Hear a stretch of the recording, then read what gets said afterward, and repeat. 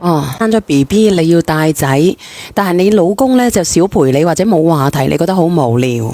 係啊係啊，佢去分工啊嘛。我你個小朋友有幾大啊？讀1年級啦。你個小朋友讀1年級，係啊。你喺屋企點解你唔搵份嘢做呢？我都想搵份嘢做噶，佢成日出差，然之後我自己湊仔好難受。呢啲日子過得好壓抑啊，然之後我搵啲嘢做啊嘛，然之後我而家問你一個問題，你話你好壓抑係咪啊？係啊。咁其實你而家出現咗咩問題嘅？你係同你老公有矛盾啦，定係同出邊嘅男人有矛盾啦，定係同姑嫂有矛盾啊，定係同家婆有矛盾？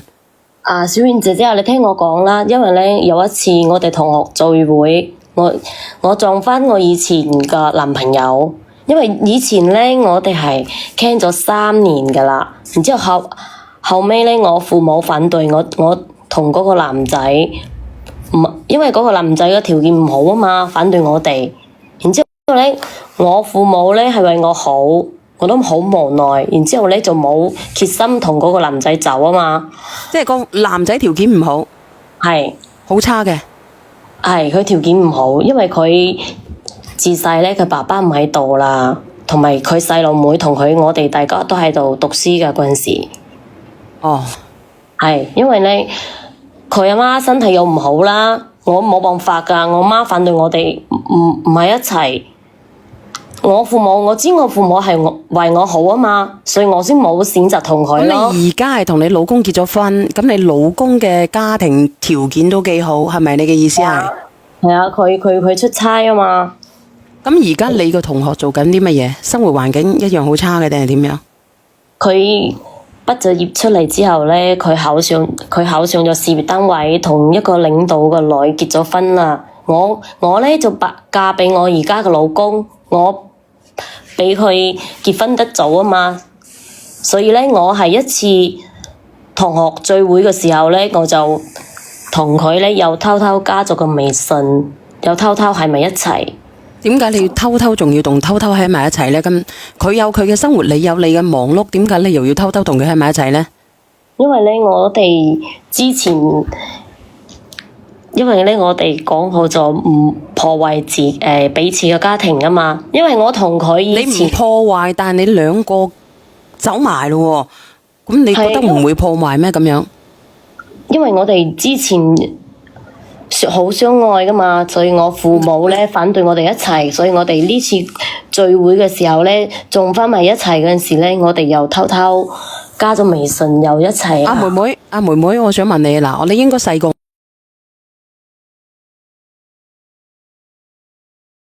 喺金錢面前，你選擇咗麵包，你覺得你覺得我想問下直播間嘅朋友仔，你覺得愛唔愛？多謝 Vivian。啊？我哋咧呢次一齊嗰陣時咧，就講好咗唔破壞彼此個家庭嘅。咁唔破壞，但係又偷偷喎，咁即係話咧，你隻花鞋咧，唔係你隻花鞋咧，係，我都唔知點講啦。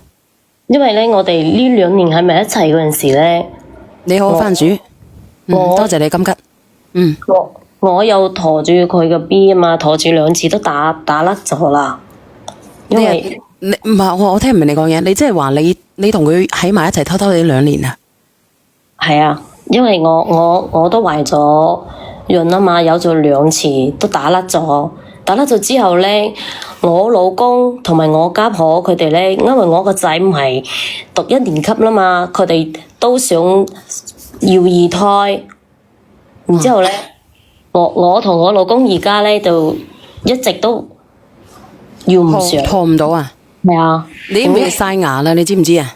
你應該打wed牙佢，即係佢啲你中咗之後咧，佢會打wed牙你嗰隻嘢啊。係啊，所以我都唔知點算，我老公又心急喎，話點解拖唔上？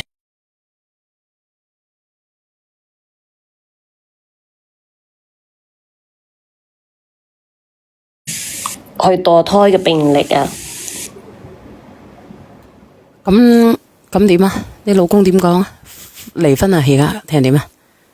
我老公話我辛辛苦苦喺出邊賺錢俾你哋，你而家咁樣對我都冇計啦嘛。然之後我同佢承認錯誤，然之後我話而家個蘇蝦咧仲咁細，我唔想失去呢頭家。即係你唔，即係你老公係知道咗嘅，你老公咧就同你傾過。係啊，我同佢話我而家唔想失去呢頭家，我唔想傷害我個蘇蝦啊。嗯，我都唔想失去呢段婚姻啊嘛。咁你到底想講啲乜嘢？你而家就係佢而家同你分手，你就打咗2個 BB，佢發現咗，佢想同你分手係咪？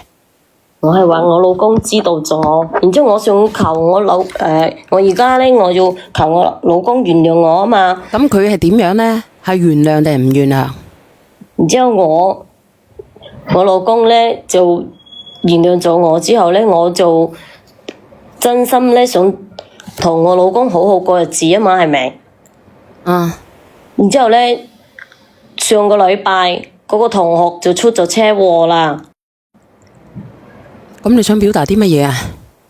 出咗車禍咧，然之後我班啲同學幾個一齊去睇佢，然之後嗌上我去啊嘛。我諗唔到咧，我老公喺屋企裝咗攝像頭同埋手機，就裝咗定位，然之後查到我去睇嗰個男仔啦。咁你覺得你自己啱唔啱啊？咁你老公都原諒咗你啦，你老公都想同你過落去咯，咁你點解要繼續去睇呢個男仔啊？因為咧，我覺得我應承咗佢同佢撇晒關係啦嘛，然之後佢出咗車禍，我就去睇下佢。我想問下你，你撇清楚關係，咁點解你要再去睇佢呢？因為佢出咗車禍，我同事幾個嗌我一齊去探下佢，我以為冇乜嘢噶嘛。點解會冇乜嘢呢？咁你哋有個關係嘅，咁你老公會在意噶嘛？我想問下你哋在唔在意呢？嗱，如果係人哋嘅，你在唔在意呢？嗱，呢個米粉你冇匿名吓，同埋奔跑嘅靈魂吓。Hello，你好啊，你好啊，我又唔見咗。姐姐，咩叫撇清關係啊？就係以後都唔見啊嘛，咁叫撇清關係喎。佢嘅意思即係話我哋唔會再發生關係噶啦，就等於撇清關係，係咪咁嘅意思啊？姐姐，我哋仲可以相見嘅，係咪咁嘅意思啊？相見咧，我哋唔一齊相見噶啦，即係我睇佢出咗事啊嘛，我就想去睇下佢咯。咁有咩好睇咧？仲你老公都原諒咗你咯，你仲走去？咁而家你老公發現咗，咁點啊？佢咧就想同佢嘈得好犀利啊嘛，然之後佢同我話要去我個同學單位舉報我同學婚外情，話佢唔作風，然之後佢想去搞人哋啊，我唔想佢去啊嘛，因為人哋屋企嘅條件又唔好，佢阿媽身體又唔好，咁你又搞咁多嘢，人哋條件唔好。